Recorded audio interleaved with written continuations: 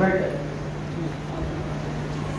Actually क्या है, आदमी जमीन पर बैठना पसंद नहीं करता, और कोई गड़बड़ नहीं है।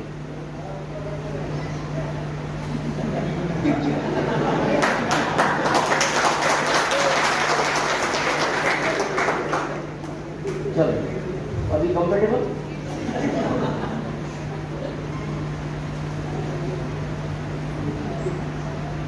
ये सीनियर जानते हैं, जितने भी रेस्पेक्टेड आगे टेक्निकल अचीवर बैठे हैं, इनसे पूछना, जब हमने आरसीएम शुरू किया था,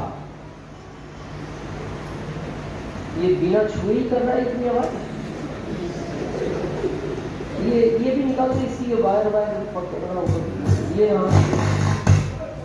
हाँ बस ठीक है, थोड़ा इससे गैप ही रखना। भारत का माइक ये दूर से पकड़ता है। हाँ थोड़ा आप पीछे भारत का। हाँ ठीक है। शायद हमने जब आरसीएम शुरू किया था, शुरू की मीटिंगें हमने जमीन में बैठ के ही सुनी थी, और कितनी सुनी थी याद नहीं है। और लोग परहेज करने लगे, लेकिन मेरा ऐसा मानना है जमीन से कभी परहेज नहीं करना। हमारे बुजुर्गों की कहावत है कि जो लोग जमीन से जुड़े रहते हैं, ये जमीन उनको बहुत बड़ी ऊंचाइयों तक लेकर जाती है। और कई बार आप सुनते भी हो, ऐसा भी लोग हमसे बोलते हैं, भाई साहब नहीं अब क्या चाह रहे, नहीं अब कुछ नहीं कर रहे, रख दो, अब डिस्टर्बेंस नहीं करना प्लीज, रख तो छोड़ दो। कई बार हमारे बुजुर्ग हमसे बोलते भी हैं, बेटा आजकल शायद जमीन छोड़ दी तुमने, जमीन से हमेशा जुड़े रहना चाहिए। और आप इस दुनिया में जो चाहते हैं, अगर आप प्रैक्टिकली समझे, तो जो कुछ चाहिए वो जमीन ही देती है आपको, जिससे आप परहेज करते हैं। पैसा चाहिए, कागज से बनता है, कागज पेड़ से बनता है, और पेड़ ये जमीन देती है। जितने भी रत्न चाहिए आपको, जितने भी सोना, चांदी, लोहा, पीतल, सब ये जमीन देती है। तो मेरा आपसे निवेदन है, कभी अगर इस पर बैठने का मौका मिले तो उस मौके को कभी छोड़ना नहीं चाहिए, अगर मिलता है तो। और वैसे भी पुरानी कहावत है, जमीन पर बैठने वाला जमींदार कहलाता है। जमीन पर बैठने वाला जमींदार कहलाता है, चौकी पर बैठने वाला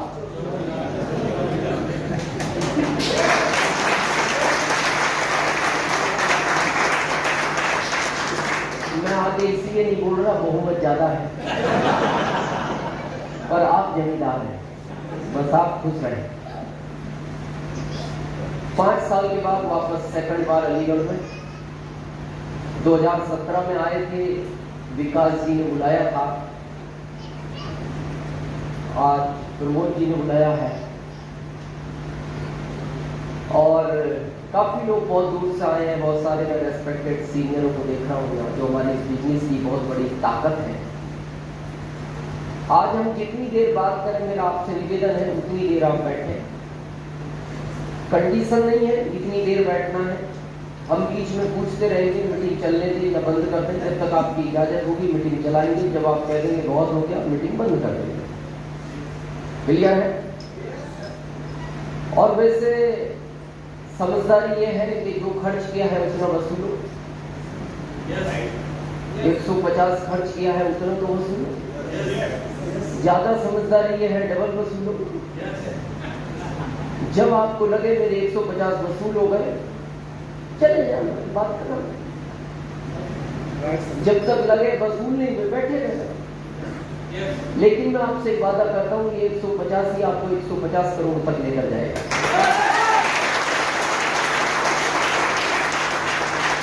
मेरा नाम दिनेश चौधरी है, मेरा जन्म यूपी मुरादाबाद में हुआ।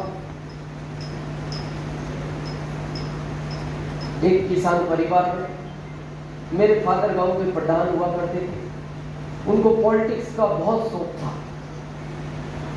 शायद मैंने इतना राजनीति में इतना शौकीन आदमी अपनी जिंदगी में कोई देखा नहीं। मेरे फादर के वो अकेले थे, 100 बीघे जमीन थी। तो मेरे दादाजी थोड़े से उनसे नाराज रहते थे, यार बेटा तू राजनीति में लगा रहता है। मतलब इतना शौक था उनको कि गेहूं अगर कटा हुआ खेत में पड़ा है और बारिश हो रही है तो उनको गेहूं इकट्ठा करने की चिंता नहीं थी, उनको राजनीति में इंटरेस्ट था।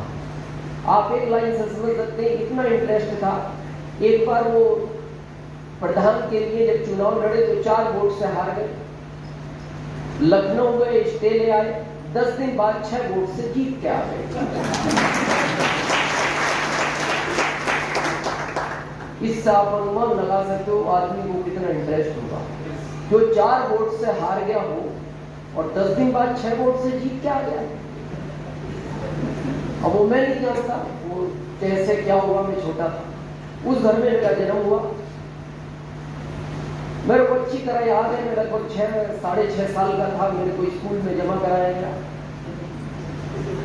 और उस समय बच्चे जमा ही होते थे, एडमिशन कहाँ होता। और मेरे फादर ने जाके, आजकल तो शायद कॉन्सेप्ट चेंज हो गया, वो 5 साल 4 साल 3 साल, अभी तो सुनते 2 साल में शायद प्ले स्कूल में डालते हैं। क्या नाम है उसका? प्ले, मतलब खेलने की जगह। तो घर में चुनाव लड़ता हो भाई, घर में क्या करता वो बच्चा? खेलता। घर में माता पिता के साथ खेलता और स्कूल में उन लोगों के साथ खेल रहा है जो उसके रिलेशन में नहीं। इसीलिए आजकल के बच्चों का आपसे इमोशनल अटैचमेंट कम होता जा रहा है, क्योंकि आप छोटे बच्चे को अपने से अलग कर देते हैं। मेरा ऐसा मानना है, बहुत छोटे बच्चे को स्कूल नहीं भेजना चाहिए। मेरा पोता जब 5 साल का हुआ तब मैंने उसका एडमिशन होने दिया। अभी वो 6 साल का हो गया, 1 साल से स्कूल जाता है। हालांकि उसके बाद माता पिता बड़े नाराज हुए मेरे से, बोले आप नहीं समझते, आपका जमाना अलग था, आपके जमाने में पढ़ाई नहीं चाहिए थी, आज बगैर पढ़ाई के काम नहीं चलता। तो मैंने उनको एक ही लाइन कही, बगैर पढ़ाई के काम चल रहा है कि नहीं?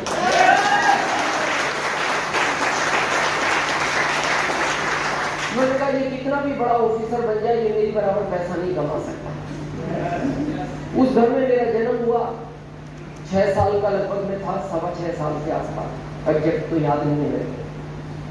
तो मेरे फादर ने हेड मास्टर साहब से जाके कहा, उस समय प्रिंसिपल नहीं हुआ करते थे, हेड मास्टर हुआ करते थे, ये मेरा बच्चा है, इसको पढ़ाओ, पढ़ने में अच्छा हो तो इसको हर साल क्लास बदलवा लो, पढ़ने में कमजोर हो तो इसको 1 साल उसी क्लास में रखना।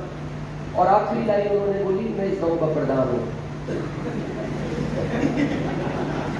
आप समझ गए? मतलब इनडायरेक्ट उनका कहने का अर्थ ये होगा कि ये स्कूल पढ़े या ना पढ़े, इस बच्चे का ख्याल रखना। और वो चले गए। उन हेड मास्टर साहब ने मेरे को 10वीं तक 18 साल पढ़ाया। शायद मेरे पिताजी की बात अच्छी लगी हो। एक दिन उन्होंने गांव में खबर भिजवाई, प्रधान जी को भेजना, यानी मेरे पिताजी को, और बुलाकर कहा, या तो आप इस बच्चे को इस स्कूल से ले जाओ या फिर ये स्कूल हम यहाँ से ले जाए। तो ये शायद मेरे पिताजी की इंसल्ट थी इनडायरेक्ट। उन्होंने कहा स्कूल ले जाने की तुम्हें आवश्यकता नहीं है, इस बच्चे को मैं ले जा रहा हूँ। और वहाँ मेरा पढ़ाई का कैरियर खत्म हो गया। और आपको पता है, आदमी जहाँ जन्म लेता है उसको वहाँ थोड़ा सा काम करने में शर्म महसूस होती है, किसी छोटे काम को। तो मेरी माँ ने मेरे से कहा, बेटा तू यहाँ तो काम नहीं कर पाएगा, तू शहर बदल ले या राज्य बदल ले। और मैं 1995 में MP चला गया। MP जाने के बाद मैं MP गवर्नमेंट को इसलिए बार बार धन्यवाद देता हूँ, वो 10वीं फेल वालों का ध्यान रखती है। उन्होंने मेरे को 2075 रुपए का जॉब दिया। उस जॉब को मैं कर ही रहा था, एक दिन जब मैं मेरे ऑफिस में इंटर हुआ तो मेरे बॉस को कोई RCM का प्लान समझा रहा था। और आपको पता है, बॉस के सामने आप ज्यादा बोल नहीं सकते, ज्यादा डिस्कस नहीं कर सकते। तो उन्होंने चंद सेकंड के लिए मेरे को देखा। उन्होंने मेरे से ये भी नहीं कहा कि तू भी बैठ जा, तू भी समझ ले। और वो फिर प्लान समझने लगे। वो व्यक्ति कितनी देर से दिखा रहा था ये तो मैं नहीं जानता, लेकिन उसने मेरे सामने लगभग 30-35 मिनट बात की। और 35 मिनट के बाद उसने मेरे बॉस को पूछा, यू आर इंटरेस्टेड? तो मेरे बॉस का जवाब था, आई एम नॉट इंटरेस्टेड, मैं इस तरह के काम नहीं करता। और वो व्यक्ति चला गया। जाने के बाद मैंने मेरे बॉस को कहा, मैंने कहा सर काम तो मेरे को ठीक लगा, जाने जैसा कुछ नहीं है, प्रेजेंट नहीं है लेकिन फ्यूचर है। पर आपने उसको तुरंत मना कर दिया, बोले तू अपना काम कर। मैंने कहा सर मैं काम के लिए आया हूँ, मैं तो करूँगा, पर मैं आपसे पूछना चाहता हूँ क्योंकि पहले उसने क्या बात आपसे कही मैं नहीं जानता, पर मैं आपसे ये पूछना चाहता हूँ इस काम को कौन कौन लोग कर सकते हैं? आपने तो मना कर दिया लेकिन वो तो कर ही रहा था, कौन कर सकता है इसको? तो उनका जवाब सुना। उन्होंने मेरे को 6 जवाब दिए। पहला, इस काम को वो लोग करते हैं जिनमें अकल नहीं होती। दूसरा, इस काम को वो लोग करते हैं जो पढ़े लिखे नहीं होते। तीसरा, इस काम को वो लोग करते हैं जिनके पास पहले से कोई काम नहीं है। चौथा, इस काम को वो लोग करते हैं जिनकी घर में कोई वैल्यू नहीं है। पांचवा, इस काम को वो लोग करते हैं जिनको रिश्तेदारी में कोई बुलाता नहीं। आखिरी और छठा, ये काम तू कर सकता है।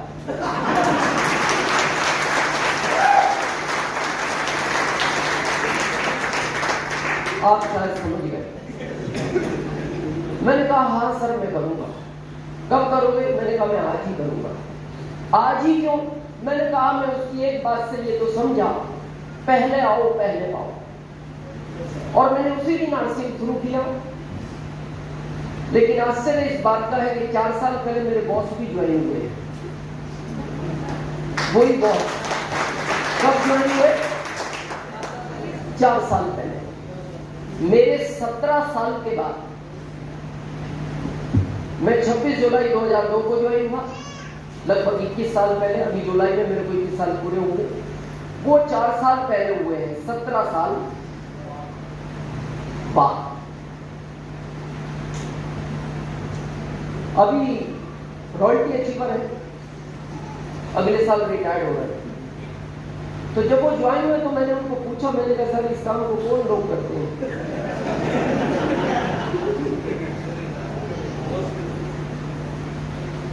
इसके पीछे एक बहुत बड़ा मैसेज है, अगर आप समझ सको तो। मैंने कह तो दिया लेकिन उनको वो बात थोड़ी बुरी लगी।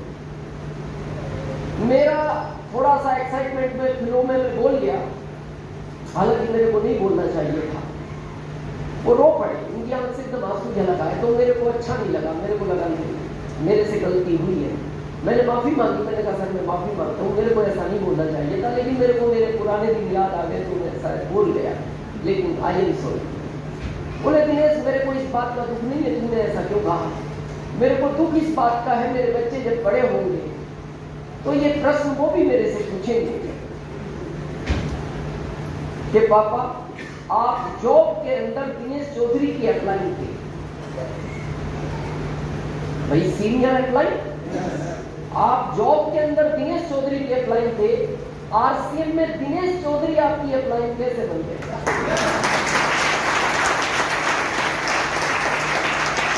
जो लोग अभी भी आरसीएम के प्रति सीरियस नहीं है, जो लोग आज भी इसको बहुत सीरो रूप में कर रहे हैं, जो लोग आज भी ये सोच रहे हैं मैं करूं या ना करूं, ये बहुत बड़े सोचने का विषय है। तो मैंने कहा सर पूछेंगे तो जवाब तो आप ही को देना। बोले जवाब तो देना है, पर देना क्या है ये तो बता दो। मैंने कहा ये तो आपको ही देना है क्योंकि आपके बच्चे हैं, आपको ही पता है क्या देना है। मैं आपसे पूछना चाहता हूं इस सिचुएशन में अगर आप होते क्या जवाब दे सकते थे बच्चों?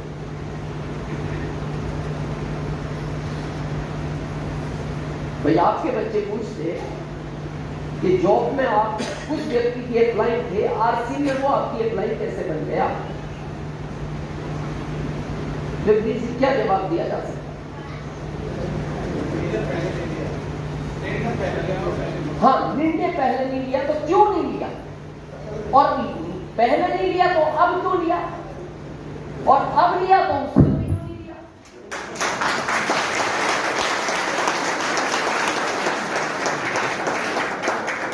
बात यही है ना? यस भाई, अब लिया तो उस समय क्यों नहीं लिया, और उस समय नहीं लिया तो अब क्यों लिया? प्रश्न तो है सोचने का।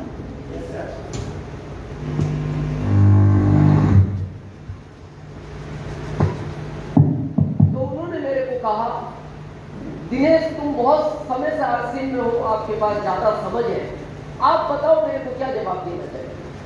मैंने कहा सर मेरे समझ में तो एक ही जवाब आ रहा है कहते ना कि भाई उस समय मेरे को अकल नहीं थी।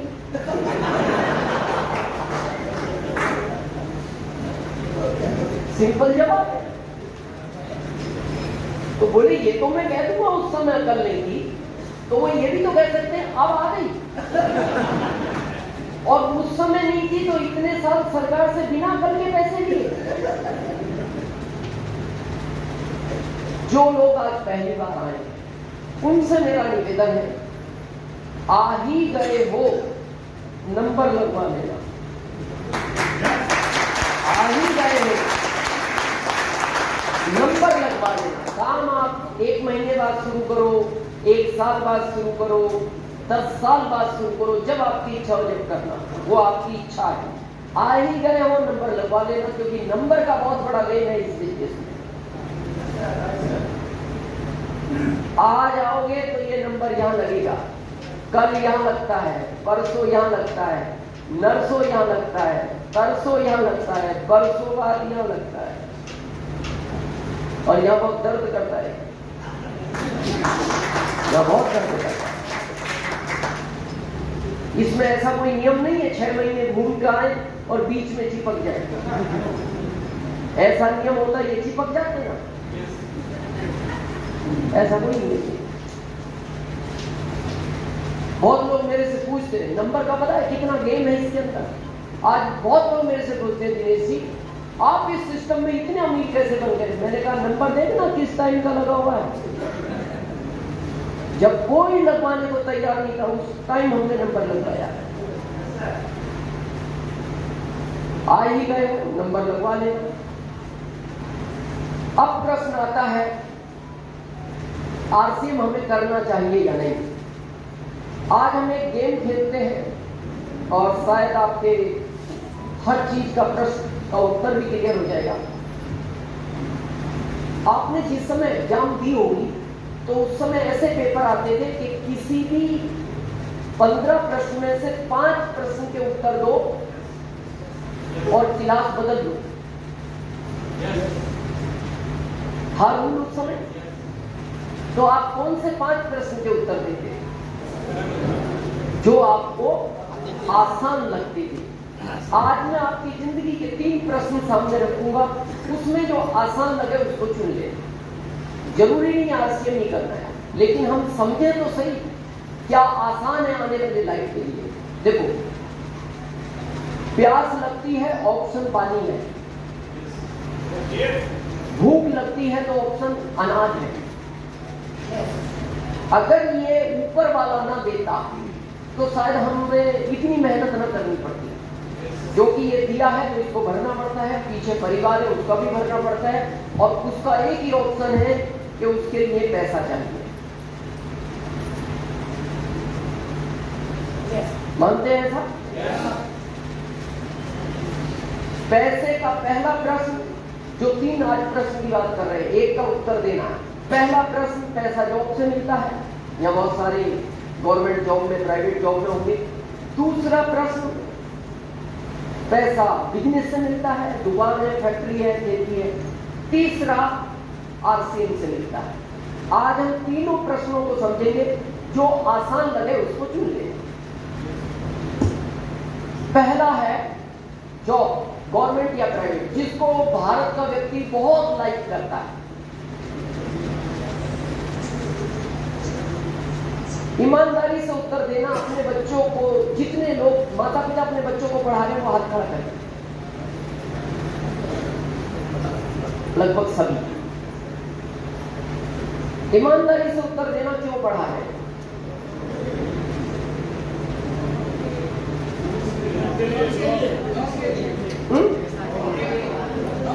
हाँ बिल्कुल, ये फैक्ट है। बिजनेस के लिए पढ़ाई नहीं चाहिए। धीरू भाई अंबानी नवी पास थे, बिजनेस के लिए पढ़ाई नहीं चाहिए। पढ़ाई चाहिए जॉब के लिए। ये भी एक बहाना है, नॉलेज के लिए पढ़ा रहे। कोई नॉलेज का काम नहीं होता। कड़वा सच ये है, आपको जॉब चाहिए। तो आपको क्या लगता है जॉब मिलेंगे? नहीं मिलेंगे, फिर क्यों पढ़ा रहे?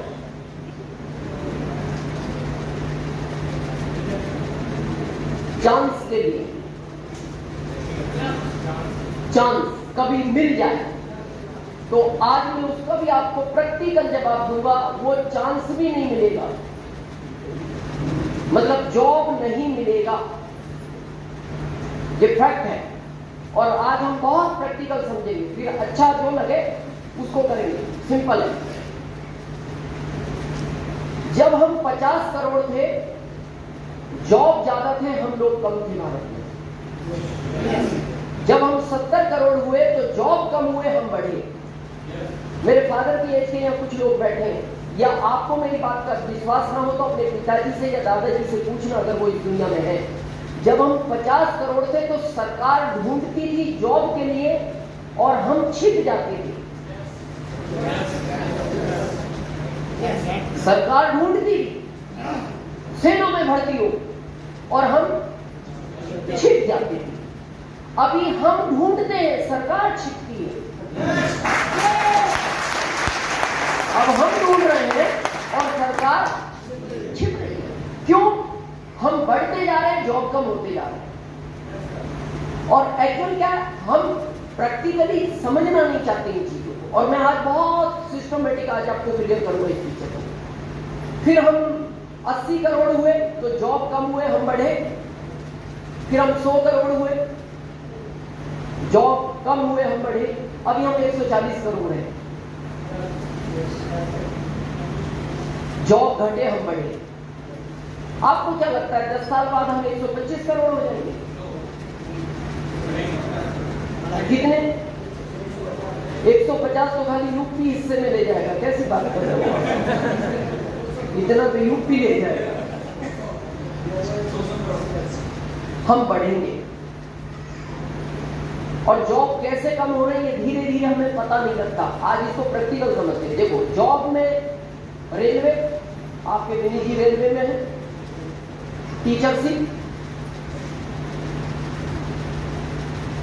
टीचरशिप, रेलवे, पुलिस, सेना, बैंक, ये 5-7 सेक्टर है जो बड़े हैं। तो पहला सेक्टर हम देते हैं बैंक को। जब हम 50 करोड़ थे तो बैंक में आप देखना कितने लोग काम करते थे? पैसा देने वाला, पैसा लेने वाला, चेक क्लियर करने वाला, सफाई करने वाला, गार्ड, 2 मैनेजर, पासबुक प्रिंट करने वाला, डिपार्टमेंट में बहुत सारे लोग थे। अब 5 बजे का टाइम हुआ, लाइन लगी हुई है पैसे लेने वालों की, और इतनी देर में उसने मैनेजर को कह दिया 5 बज गई, अब मैं जा रहा हूं।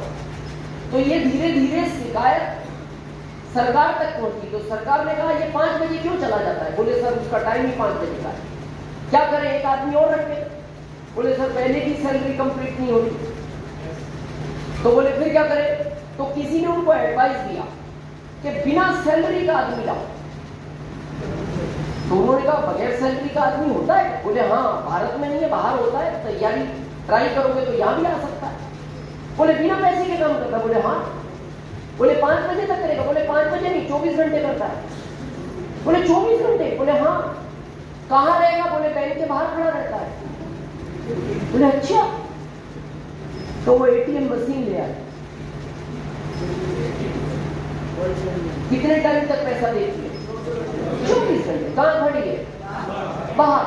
सैलरी देना पड़ता हर महीने, बिना सैलरी का आदमी।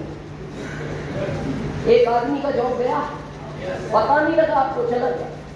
दूसरे का भी चला गया, पैसा जमा करने वाली भी आई। अभी तीसरे का चला गया, चेक क्लियर करने वाली आदमी। चौथे का चला गया, पासबुक प्रिंट करने वाली आदमी। मेरा ओपन चैलेंज है आपको, चाहे लिखित में ले लो, 25 साल बाद आपको भारत में बैंक नाम की चीज नहीं मिलेगी। चीज नहीं मिलेगी, ये सब कुछ डिजिटल हो जाएगा। लेकिन ये धीरे, अभी कहानी अभी की नहीं है, कहानी है 25 साल बाद की। तो हम भारत के बहुत समझदार लोग हैं, हम पता क्या होते हैं, 25 साल बाद की समस्या है तो 25 साल बाद कर लेंगे। इनको आज बैठने की जगह नहीं मिली।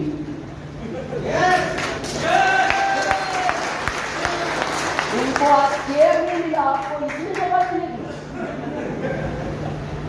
पर कहानी है 25 साल बाद की। ये तो एक सेक्टर है। दूसरे की बात करते हैं, टीचरशिप। अभी सरकार प्रोजेक्टर ला रही है, बड़े बड़े कॉलेजों में प्रोजेक्टर लग रहे हैं, और मैं आरसीएम वालों को भी कहता हूँ, ये आरसीएम अब 23 साल पुराना नहीं रहा, ये आरसीएम आज का है। पहले केवल कपड़ा आता था, आज आप अपने आप को अगर आरसीएम में अपडेट करोगे तो ही आप अमीर बनोगे। अगर आप इसको आज भी पुराने तरीके से चलाओगे, आप इस सिस्टम में अमीर बन ही नहीं सकते। टीचरों को क्यों निकाल रही है सरकार? टीचर अपने आप को अपडेट नहीं करता। बच्चे हो गए आजकल के अपडेट, बच्चे तो कंप्यूटर हो गए, अब वो गूगल पे प्रश्न देख के आता है, अब आके वो टीचर को पूछता है, अब टीचर के पास उसका उत्तर ही नहीं है, क्योंकि ये पुराने सॉफ्टवेयर का है। अब वो बच्चा नए सॉफ्टवेयर का है, जैसे ही वो प्रश्न पूछता है तो इसके पास उत्तर नहीं, एक ही उत्तर देता है। ऐसे नालायक भरे प्रश्न क्लास में नहीं पूछना। क्या करेगी सरकार ऐसे टीचरों का? निकाल रही है। यही वो प्रोजेक्ट है, ऑनलाइन पढ़ाता है, उसी में भी आदमी पढ़ा रहा है। रेलवे में पहले कितने टीटी, 2-2 गार्ड, 3-3 ड्राइवर। अभी आप देखो मेट्रो को पूरा कंप्यूटराइज कर रहा है। दिल्ली में ट्रायल बेस पर है, जो लोग दिल्ली से आए ड्राइवरलेस, कुछ नहीं, ना टीटी, ना गार्ड, ना ड्राइवर। आप जाओ, दरवाजा खुलेगा, अंदर पहुंचो, उसके बाद आपको जिस स्टेशन उतरना वहां दरवाजा खुलेगा, कार्ड लगाओ, पैसा कटेगा, बाहर निकल जाओ। पर हम भारत के होशियार लोग हैं, हमें लगता है कोई चेक करने वाला नहीं। चलो आज ऐसा करते हैं, जाना तो नई दिल्ली तक था, पर आनंद विहार में घूम के आते हैं, क्योंकि चेक तो कोई कर ही नहीं रहा। अब जैसे ही आनंद विहार में निकलेगा, कार्ड लगाएगा, तो अंदर से एक मशीन आवाज देगी, आपको उतरना तो नई दिल्ली था, लेकिन आप गलती से आनंद विहार आ गए, 25 की जगह 55 कट गए, अब आप जा सकते हैं।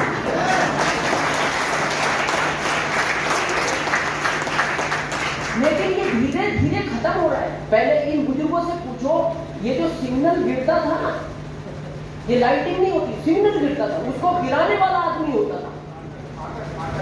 फाटक नहीं, ये सिग्नल गिरता था, लाइट बड़ा ऐसा डाउन, गाड़ी की तैयारी है, डिजिटल लाइट आ गई, आदमी कम होते जा रहे हैं, ये हम समझ नहीं रहे।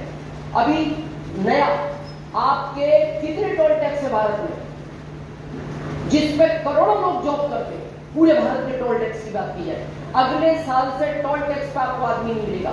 ये सरकार, ये GPI जो आपका सैटेलाइट से कनेक्ट होगा, अब आप जितने किलोमीटर रोड पे चलोगे उतना पैसा आपके अकाउंट से कट जाएगा। अब आपको कहीं कुछ देने की, लेने की, कोई टोल टैक्स की आवश्यकता नहीं है। बचा सेना में करंट पे 100 रोबोट ट्रायल बेस पे है, क्योंकि रोज हंगामा होता है, विपक्ष कहता है कितने जवान शहीद हो गए, इतने जवान शहीद हो गए। तो सरकार ने विचार किया, ना रहेगा बांस, ना बजेगी बांस, क्या करेंगे? बिना सैलरी का आदमी क्या ही हो। अब वो खड़ा है तो उसकी पहली खासियत क्या है? सैलरी नहीं लेता। दूसरी क्या है? कंप्यूटराइज है। तीसरी क्या है? जहां तक उसको आदमी दिखता है उसका निशाना नहीं चूकता। और चौथी क्या है? उसको कोई मारता है उसको फर्क नहीं पड़ता। पर ये कहानी 25 साल बाद की है। तो फिर विचार करना, बच्चों को क्यों पढ़ा है, कहां भेजो, जगह नहीं है, जगह खत्म हो गई। मेरा एक मानना है, मैं ये नहीं कहता आपको आज ही आरसीएम की जरूरत है, अच्छे जॉब है, विकास जी है और बहुत लोग होंगे यहाँ जॉब में, अच्छे जॉब है। पर मैं आपसे एक बात पूछना चाहता हूँ, विकास जी 33 साल से जॉब में है, 33 साल पहले जो आनंद जॉब में था, अभी कैसा महसूस कर? आज की जनरेशन कर पाए इस जॉब को? किसी कीमत नहीं कर सकती। पहले teacher job, thank you madam, पहले टीचरशिप में जॉब को क्यों लाइक करते थे पता है? वो साइन करके खेत जोता था। सरकार को पता लगी ये खेत जोतता है और इधर साइन कर जाता है, हम ले आई कब आए थे लगाओ, कब गए थे लगाओ। और एमपी सरकार तो अभी बीच वाला भी है, बीच में कहां था लगाओ। और इस साल से एमपी सरकार कैमरे लगा रही है।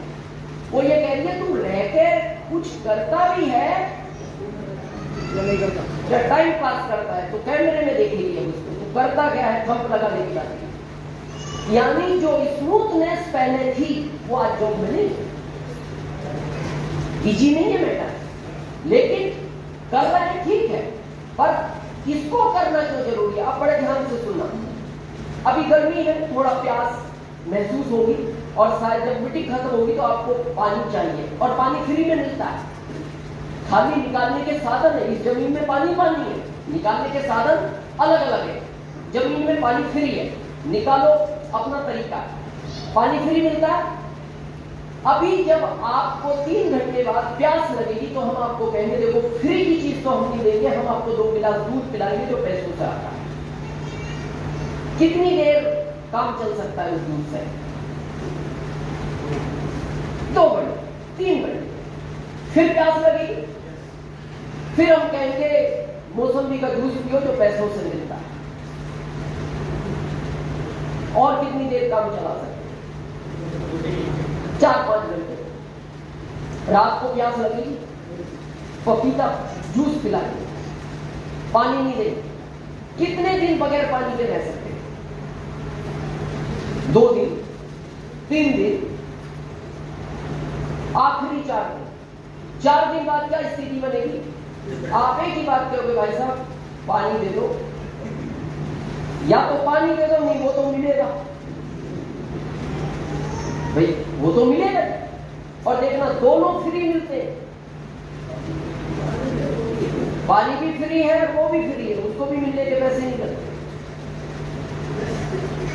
अब जिस समय आपको प्यास तेज है 4 दिन बाद, तो ऑप्शन क्या है? पानी तो जमीन में, यहां कितना वाटर लेवल आप कैलकुलेट करते? 200। अब हम आपको कहें बहुत प्यास है, खोदो कुआं, 200 फीट पे पानी है, क्या लगता है खोद पाओगे? नहीं। मेरे को इसी बात का दुख है, भारत का आदमी इच्छा में काम नहीं करता, भारत का आदमी हमेशा मजबूरी में काम करता है। मेरा एक ही कहना है और मैं एक ही बात कहता हूं भारत में लोगों को, आज आपको प्यास नहीं है क्योंकि आपका कुआं पानी दे रहा है। इस कुएं को लगातार खोदते रहो, जब ये कुआं पानी देना बंद करेगा तो 7 पीढ़ियों तक ये कुआं पानी पिलाएगा। और ये देना बंद कर रहा है, ये प्रैक्टिकल है आपके सामने। बैंक के बैंकों में मर्ज हो रही है, जॉब से लोगों को निकाला जा रहा है। अब बचता है व्यापार, तो यहां बिजनेसमैन भी होंगे। बिजनेस में जो 20 साल पहले आनंद था भी है, कंपटीशन बढ़ गया। आप अपने दादाजी से पूछना, पहले 10 गांवों के बीच में एक किराना की दुकान होती, फिर कंपटीशन बढ़ा, 5 गांवों के बीच में एक किराना की दुकान होगी, फिर कंपटीशन बढ़ा, हर गांव में एक किराना की दुकान होगी, फिर कंपटीशन बढ़ा, हर गली में एक किराना की दुकान होगी, और कंपटीशन बढ़ा, एक गली में 5 किराना की दुकान है, और आने वाले टाइम में घर घर दुकान होगी। अपना खरीदो, अपना खाओ। ये तो सामने दिख रहा है, पर ये कहानी कब की है? 25 साल बाद की। और हम क्या कहते हैं? अभी तो चल ही रहा है ना, अभी चल रहा है, पर ये कुआं धीरे धीरे पानी पिलाना बंद करेगा। ये सामने, उसके बाद हमें लगता है ये भारत कृषि प्रधान देश है, उसको भी समझते हैं, क्योंकि हमें ओवर कॉन्फिडेंस बहुत है भारत वालों को, कुछ नहीं होगा खेती कर लेंगे। तो खेती की समझ में आज थोड़ा, मेरे दादाजी अकेले थे, मेरे पिताजी अकेले थे। तो मेरे परदादा जी के पास 100 बीघे जमीन थी, तो दादाजी को कितनी मिली? 100। पिताजी अकेले थे, उनको कितनी मिली? 100। हमारे पिताजी के हम 4 हो गए, 25-25। मेरे एक ही बच्चा है, मेरे बड़े भाई साहब के 3 है।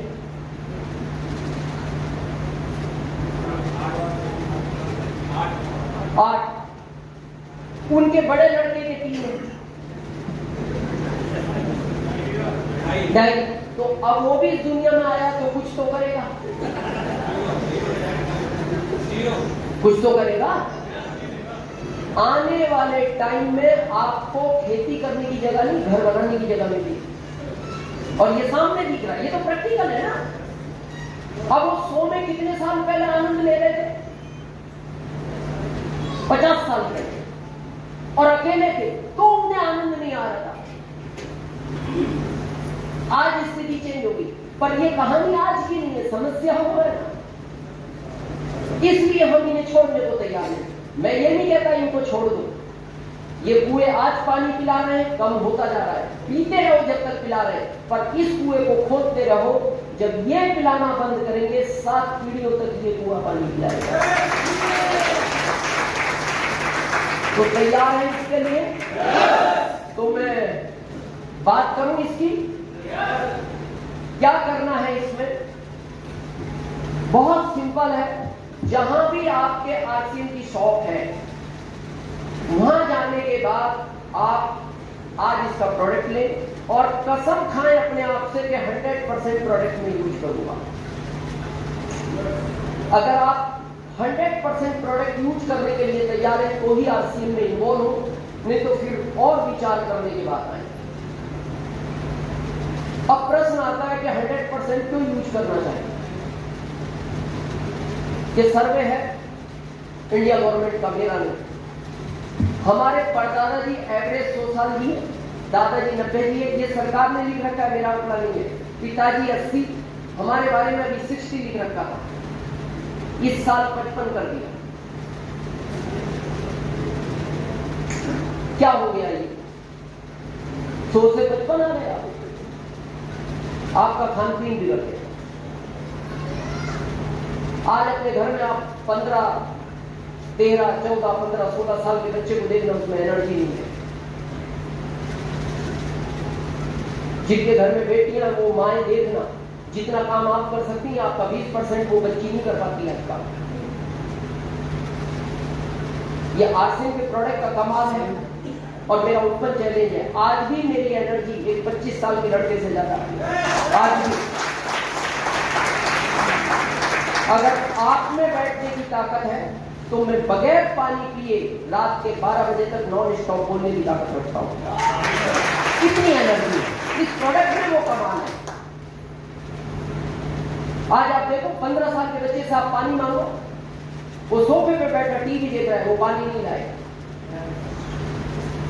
ऐसा नहीं वो ना ला के आपकी इंसल्ट करना चाहता, उसमें एनर्जी नहीं है। आप उसको कहो बेटा पानी ले आओ, तो वो धीरे से बोलता है अरे पापा क्या पानी पानी करते हैं।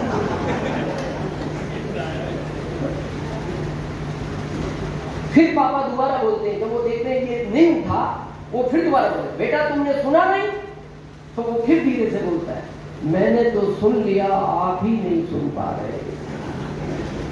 अब पिता एग्रेसिव हो जाता है, उसको लगता है कि ये 15 साल का नहीं सुन रहा तो ये 40 साल का मेरी बात कब सुनेगा।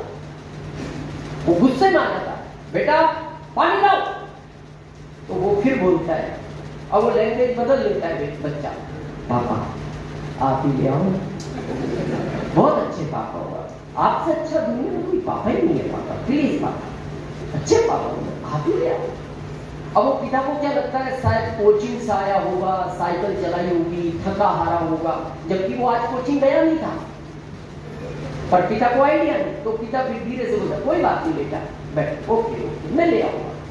अब वो फिर पिता लेने जाता है, और जब वो पिता लेने जाता है तो ये बच्चा फिर पीछे से आवाज लगाता है उधर जा ही गए हो तो एक गिलास मेरा भी ले आना।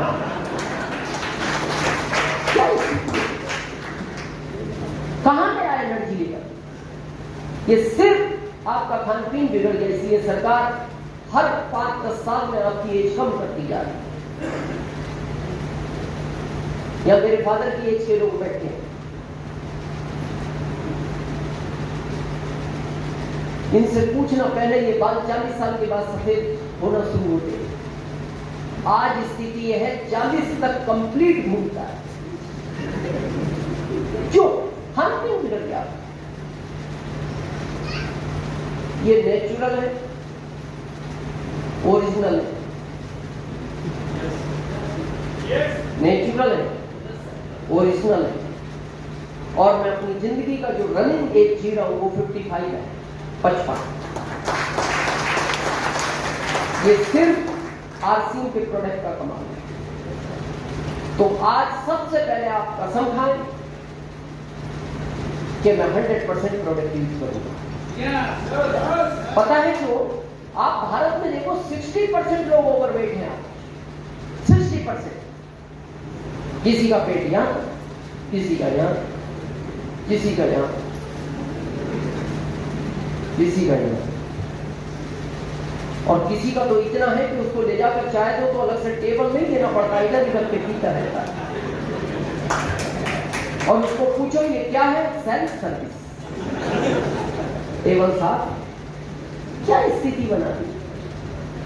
ये पता है कारण क्या इसका? आपका डाइजेशन बिगड़ गया।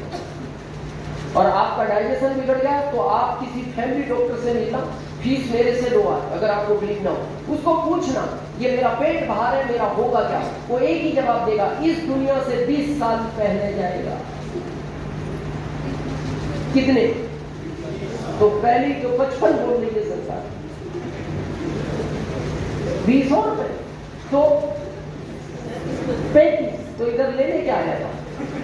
वही ठीक था। तो आप फिट रहना चाहते हैं तो सबसे पहले आप अपने डाइजेशन को अच्छा करें। और डाइजेशन अच्छा करने का आरसीएम में एक बहुत बड़ा रामबाण है, हेल्थ गार्ड और गामा। कभी खाना नहीं छोड़ना, कभी खाना नहीं छोड़ना।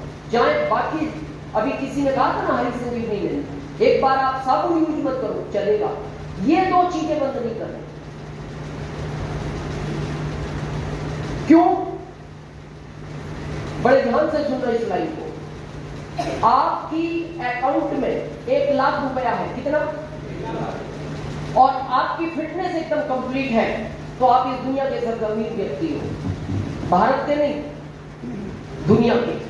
और आपकी बैंक में 100 करोड़ रुपया है और आपकी फिटनेस अच्छी नहीं है तो आप इस दुनिया के सबसे गरीब व्यक्ति हो, भारत के नहीं, दुनिया के। तो सबसे पहले अमीर बनने के लिए आपकी फिटनेस अच्छी होनी चाहिए। और आरसीएम पहला काम ही आपकी हेल्थ पे करता है। डाइजेशन बिगड़ा हुआ है, यू नो डाइजेशन अच्छा खराब समझते हो? समझे आज? अच्छा खराब समझे? आप उठे सुबह, जिस समय भी उठते हो, 5 बजे, 4 बजे, 6 बजे, जो भी उठे, पानी पिया या नहीं पिया और बाथरूम की तरफ रेस लगा दी, धीरे धीरे नहीं करना, रेस लगा दी और 3 से 5 मिनट में बाहर आ गए तो आपका डाइजेशन ओके है और आप दुनिया के सबसे अमीर व्यक्ति हैं। ये 20% लोगों का है। 80 का पता है कैसा? उठा, पानी पिया, थोड़ा टहला,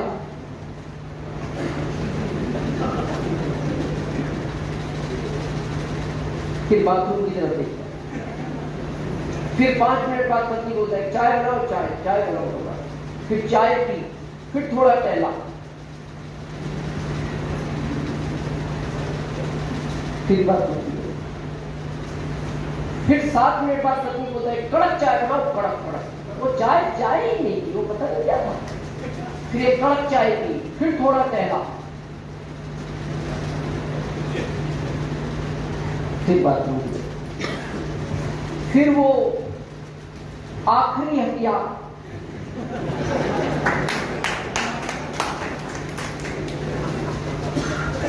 फिर वो खाया, फिर थोड़ा टहला, फिर बाथरूम की तरफ देखा। तो उधर से वो बाथरूम भी उसको यही बोलता है, मैं भी यही सोच रहा हूं तू आएगा कब। और जब चला जाता है तो फिर बाहर नहीं निकलता, फिर बाहर ही नहीं निकलता। अब छोटा परिवार है, एक ही बाथरूम है, बच्चों के स्कूल का टाइम हो गया, अब वो बच्चा इसका दरवाजा बजाए, पापा, ओ पापा, पापा स्कूल का टाइम हो गया। तो ये अंदर से बोलता है, जब मैं बाहर था तो तेरा स्कूल का टाइम नहीं हुआ, मेरे अंदर आके स्कूल का टाइम हो गया, चुपचाप बैठ। अब वो बच्चा है बेचारा, वो थोड़ा दूर हो जाता है, तो किचन में से उसकी मम्मी इशारा करती है बच्चे को, बजा बजा, निकलेंगे नहीं ये बजा। फिर वो बच्चा जाता है, पापा ओ पापा बाहर आओ बाहर। तो ये अंदर से बोलता है जिस चीज के लिए आया हूं वो तो बाहर आए, फिर मैं बाहर आऊं। क्या हालत है? तो मेरा आपसे भी निवेदन है, आरसीएम अगर आप अमीर बनने के लिए नहीं करना चाहते तो आरसीएम को आप इसलिए जरूर करें कि आपके बच्चे स्कूल टाइम पर पहुंचे।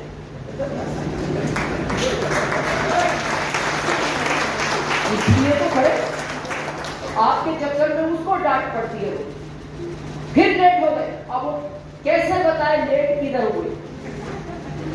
अब वो कैसे बताए कि पापा ने कब्जा कर रखा था, सुबह जाना पड़ता है।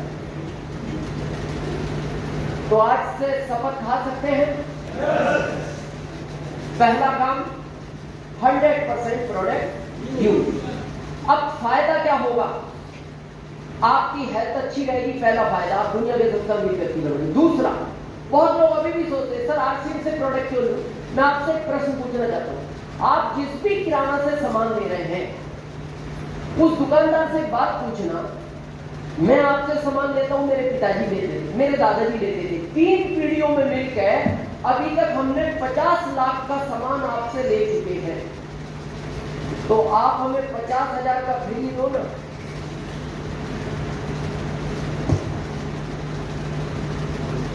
क्या कहेगा? 1 लाख का लेगा? नहीं देगा। क्यों? वो कहेगा सिस्टम ही नहीं है। चाहे आपकी 7 पीढ़ियां ले लिए, कोई फर्क नहीं पड़ता। लेकिन आरसीएम क्या बोलता है? मेरे यहां से 1500 पीढ़ी का सामान 6 महीने लो, 7वें महीने 2000 का फ्री।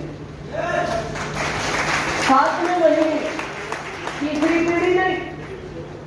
मेरे यहां से 2500 पीढ़ी का लो तो 7वें महीने 3000 का प्रोडक्ट फ्री। मेरे यहां से 5000 पीढ़ी का लो तो 7वें महीने 6000 का प्रोडक्ट फ्री। ऐसा ही है या कुछ प्लान में गड़बड़ है? अच्छा, 1500 पे 1500 और 2500 पे और 5000 पे 5000।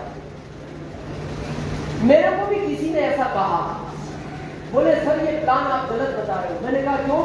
बोले 5000 खरीदने से 5 का ही मिलता है। तो मैंने कहा कि 6ठे महीने जो प्रोडक्ट मिलेगा 7वें महीने कौन देगा इसको?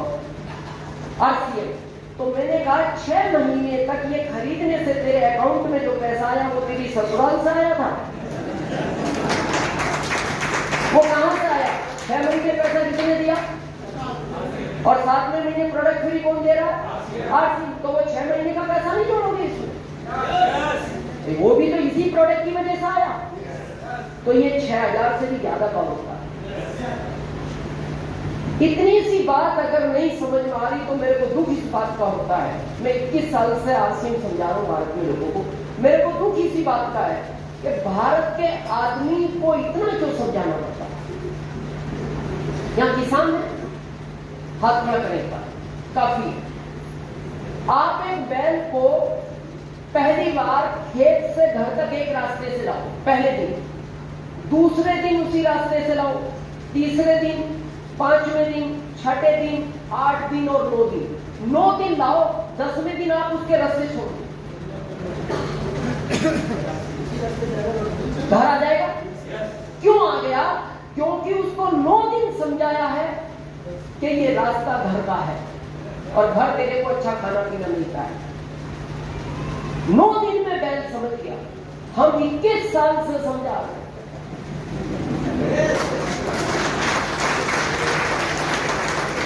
और 21 साल से बैल को नहीं,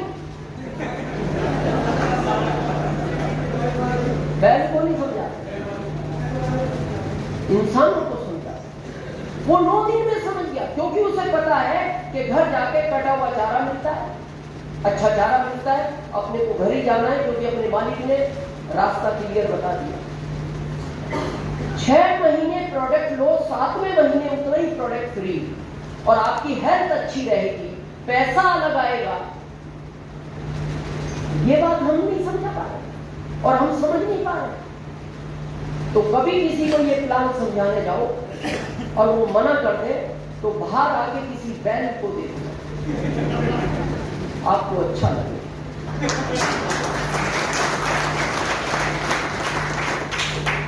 बहुत सोचने का विषय है।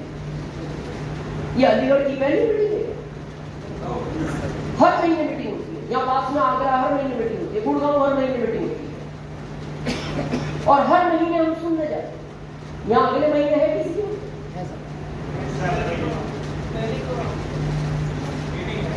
यहाँ अगले महीने मीटिंग है किसकी? लोकल। आगरा में श्याम की थी, गुड़गांव में और किसी की हो। तो अगर मान लो अगले महीने मीटिंग होगी, आगरा हो, गुड़गांव हो, दिल्ली हो, तो आप लोग जाओगे उस मीटिंग को सुनने? जाइए। तो आज बात समझ में नहीं आई।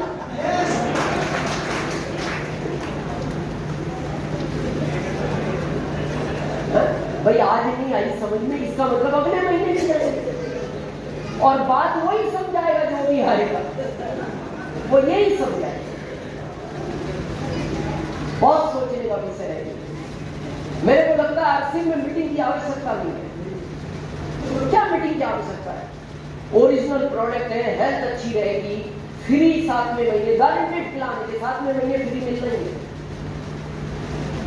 ऐसा एक गारंटेड प्लान मैं आज आपको और दूंगा। अभी 1 मई से प्लान चेंज हुआ है, अपडेट हुआ है, चेंज तो नहीं कह सकते, अपडेट हुआ है, और अभी बहुत लोग उसमें कंफ्यूज हैं। पता है क्यों कंफ्यूज है?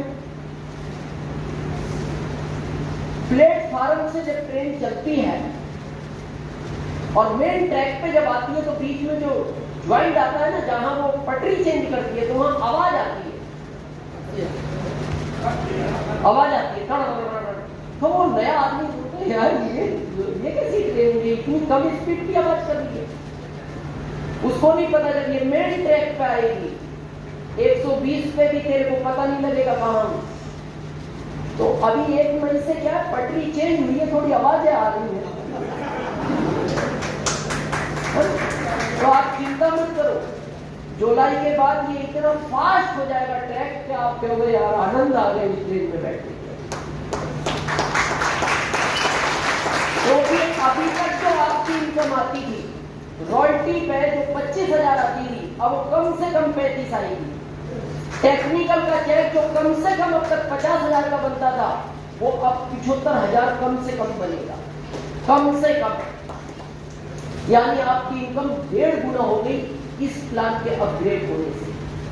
पर वो कारण क्या है अभी आपको समझ नहीं आ रहा, तो मत समझो, अभी है 2-3 महीने आवाज रहेगी, पटरी चेंज हुई है, वो ज्वाइंट का आती है आवाज, लेकिन जुलाई के बाद बहुत फास्ट हो जाएगा काम।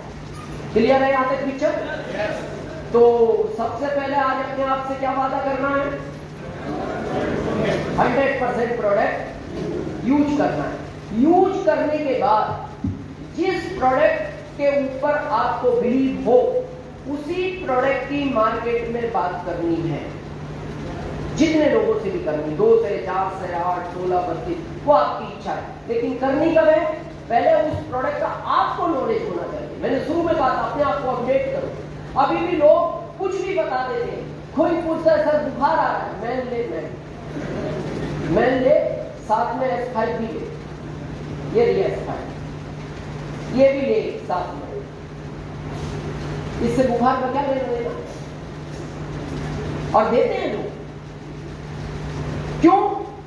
क्योंकि भारत के आदमी का एक नेचर है, वो ये सहन नहीं करता कि ये काम मेरे को क्यों नहीं आता। मान लो आज अलीगढ़ आप पहली बार आए और आप जाके किसी से पूछो भाई साहब स्टेशन किधर है, अब उसको भी नहीं पता किधर है, पर वो ये नहीं कहेगा मैं नहीं जानता, क्योंकि वो ईगो हर्ट होता है, मैं जानता नहीं स्टेशन किधर है। तो वो पता क्या बोलता है? इधर ही है, इधर ही है। अब वहां जाने के बाद आप फिर दूसरे आदमी से पूछते हो यार भाई साहब स्टेशन किधर है, बोले जिधर से आ रहा है उधर ही है। वो तो अच्छा है, रिटर्न में आप उसे मिलते नहीं तो फिर वो तीसरी जगह स्टेशन दिखाएगा। और ऐसा ही गलती हम आरसीएम में करते हैं।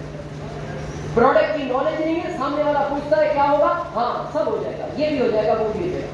तो मैं बताऊं कहानी क्या घटित होगी अगर बगैर नॉलेज के आरसीएम को बात करोगे फील्ड में। समझे थोड़ा।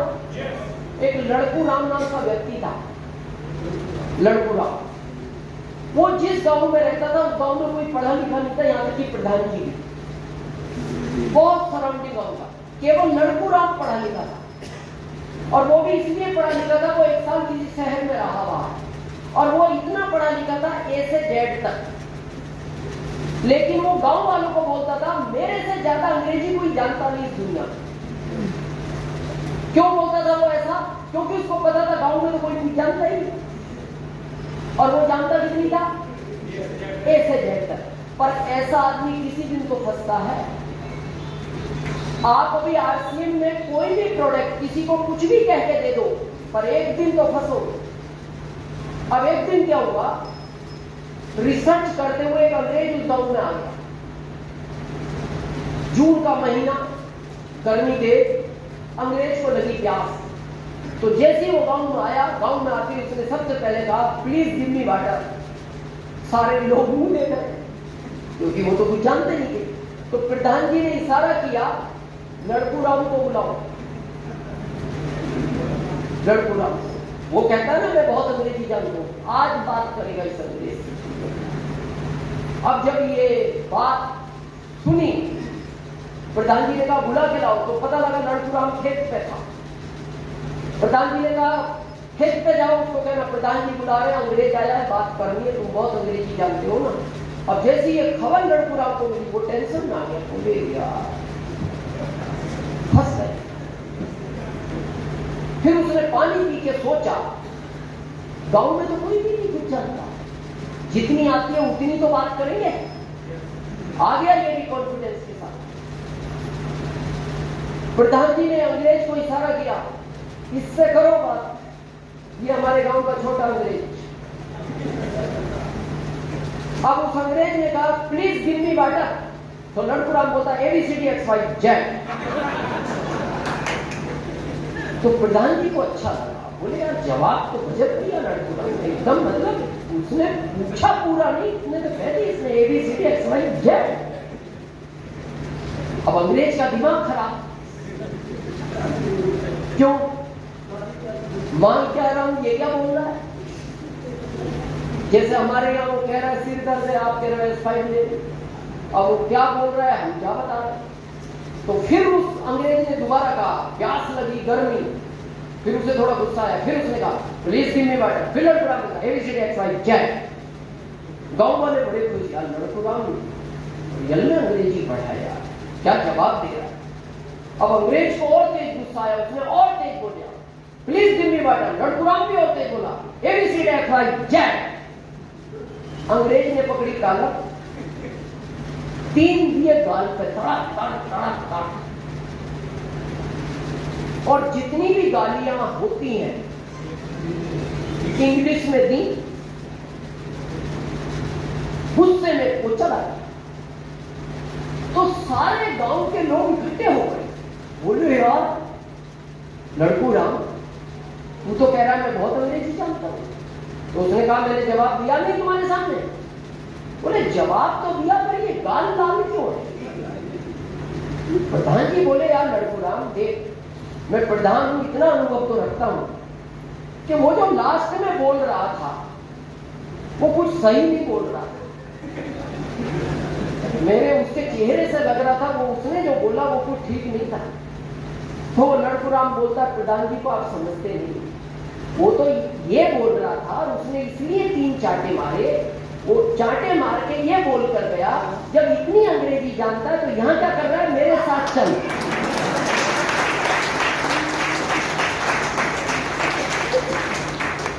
आज भी बहुत सारे लोग आरसीएम में लड़कू राम बने हुए हैं। आज भी बड़ा काम नहीं होता है। अगर आपको इस सिस्टम का Ruby star Ruby, sapphire, star sapphire, diamond जाना है तो पहले अपने आप उस प्रोडक्ट का नॉलेज लो जिसका आपको काम करना है। 5 प्रोडक्ट के मास्टर बनो, 10 के बनो, 20 के बनो, आपकी इच्छा है, लेकिन मास्टर बनो। और आज आपके प्रोडक्ट में ताकत है। जब हमने आरसीएम शुरू किया था, कंपनी एक प्रोडक्ट बनाती थी, ओनली फॉर यू, कपड़ा। उस कपड़े से 7वें महीने मैंने रॉयल्टी निकाला, केवल एक प्रोडक्ट से। मेरा 7वें महीने का चेक था 19,197। 15वें महीने 3 प्रोडक्ट और आए, मैंने टेक्निकल निकाला, 1,52,000 का चेक था 15वें महीने का। और अगस्त 2007 में मैं स्टार रूबी बना।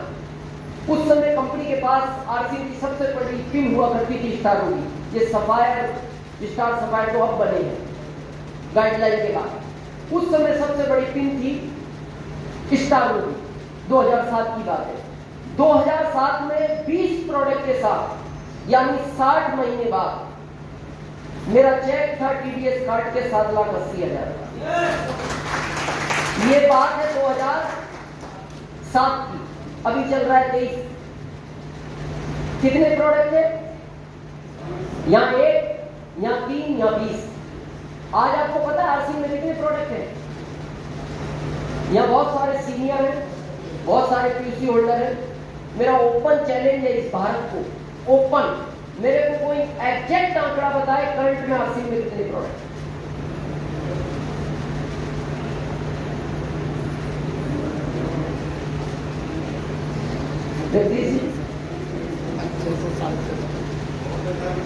हाँ, 600 कितने? 6+, प्लस नहीं चाहिए। 603 है या 612 है या 617, 800 नहीं, एग्जैक्ट 800। ये कहां से लाए आप? किसी को नहीं पता, मेरे को भी नहीं पता, रियल मेरे को भी नहीं पता। क्यों नहीं पता? अगर आप शाम को आंकड़ा लेकर आए हो तो सुबह बदला है, सुबह लाए हो वो दिन में बदलेगा, दिन में लाओगे वो शाम को बदलेगा। ये सीनियर जानते हैं। पहले आरसीएम 1 साल में 1 बार प्रोडक्ट लॉन्च करता था, अभी आरसीएम 1 दिन में 3 बार प्रोडक्ट लॉन्च करता है। तो अगर एक प्रोडक्ट से ये कमाल हो सकता है, 3 प्रोडक्ट से ये कमाल हो सकता है, 20 प्रोडक्ट से ये कमाल हो सकता है, तो आज